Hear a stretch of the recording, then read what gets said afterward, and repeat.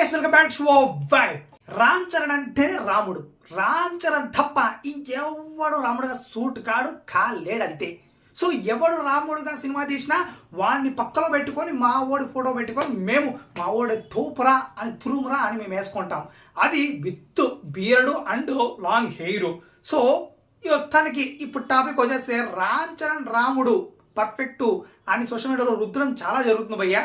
So ఇదంతా రుద్దుడేనా లేకపోతే నిజంగా వాస్తవం ఉందా, రామ్ చరణ్ పర్ఫెక్ట్గా సూట్ అవుతాడా అనేది క్లియర్ కట్గా క్లుప్తంగా పచ్చిగా మాడుకొనిద్దాం. సో ఇంకెందుకు చాలా మంది హట్ అయ్యే అవకాశం ఉంది, బట్ మీరు హట్ అయినా బట్ అయినా అంతే ఇది. సో మొత్తానికి ఇక స్టార్ట్ చేస్తే భయ్యా రామ్ చరణ్. సో రామ్ చరణ్ అల్లూరు సీతారామరాజు క్యారెక్టర్ వేశాడు RRRలో.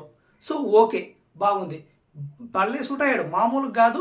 ఇక ఎవరు ఆ గెటప్లో ఇంకా సూట్ కలర్ అవై రామ్ చరణే పర్ఫెక్ట్ అనే రేంజ్ సూట్ అయ్యాడు, అందులో ఎటువంటి సందేహం లేదు, పీక్స్లో ఉన్నాడు. సో ఇప్పుడు ఆ అల్లూరి సీతారామరాజుని తీసుకొచ్చి రాముడుగా ఎలా సెట్ చేస్తారు నాకు అర్థం కావట్లేదు. హిందీలో ఒక సినిమా వచ్చింది భయ్యా, రణబీర్ కపూర్ సినిమా, అదే రామాయణం సినిమా అనమాట. సో రణబీర్ కపూర్ ఎంత చామింగ్ గా చాక్లెట్ బాయ్లా ఉంటాడో అందరికీ తెలిసిందే. సో అందుకే తీసుకున్నట్టున్నారు, బాగా కనపడతారు, రాముడు క్యారెక్టర్కి బాగా అవుతారని. సో వితౌట్ బియర్డ్, సో ఇంత కూడా బియర్డ్ కనపడకుండా, సో రాముడు ఎలా ఉంటాడో అలాగా కొంచెం లాంగ్ హెయిర్తో బాగున్నాడు చూడడానికి. సో ఆ రామాయణ ఇంట్రొడక్షన్ సీన్ ఒక వీడియో అప్లోడ్ చేశారనమాట యూట్యూబ్లో, అయితే వదలడం జరిగింది.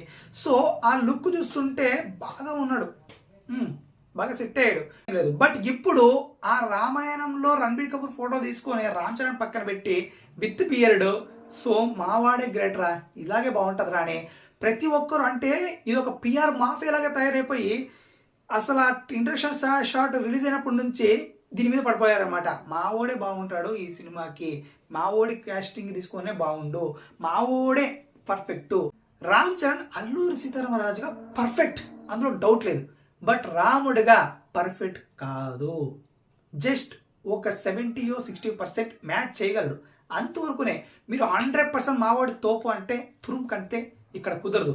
ఎందుకు చెప్తున్నానంటే విత్ బియర్డ్, సో అసలు రామ్ చరణ్ పర్ఫెక్ట్ గా అల్లూరి సీతారామరాజులో అందులో డౌట్ లేదు. బట్ వితౌట్ బియర్డ్ రాముడు ఉంటాడు. So Ranbir Kapoor without beard కనపడ్డాడు, సో రామ్ చరణ్ కూడా వితౌట్ బియర్డ్ కనపడ్డాడు అనుకోండి రాముడిగా.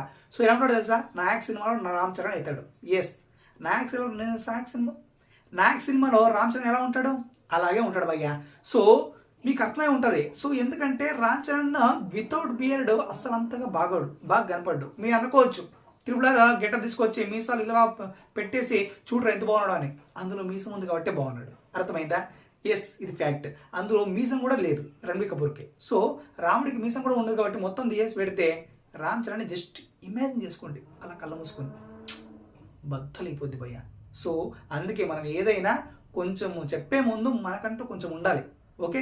మీసాలు పెట్టుకొని వద్దు, రణబీర్ కపూర్తో మనకి వద్దు.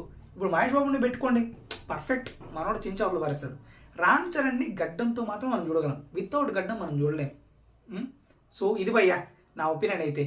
సో నాకైతే ఒక 60% మ్యాచ్ చేయగలడు రాముడు క్యారెక్టర్, అంతవరకునే కానీ ఆ ఫేస్ వాల్యూకి అంత లేదని నా నమ్మకం. ఎందుకంటే హేట్ అని కాదు, రామ్ చరణ్ మీద నాకేం హేట్ లేదు, బట్ వాస్తవాలు మాడుకోవాలి. ఊరికి మనం రుద్దేస్తే సరిపోదు సోషల్ మీడియాలో, వాస్తవాలు ఉండాలి. సో మీకేమనిపిస్తుంది తప్పకుండా మన ఆటోలో తెలియజేయండి, ఓకే? అండ్ ఇంకా సబ్స్క్రైబ్ చేసుకోండి మళ్ళీ.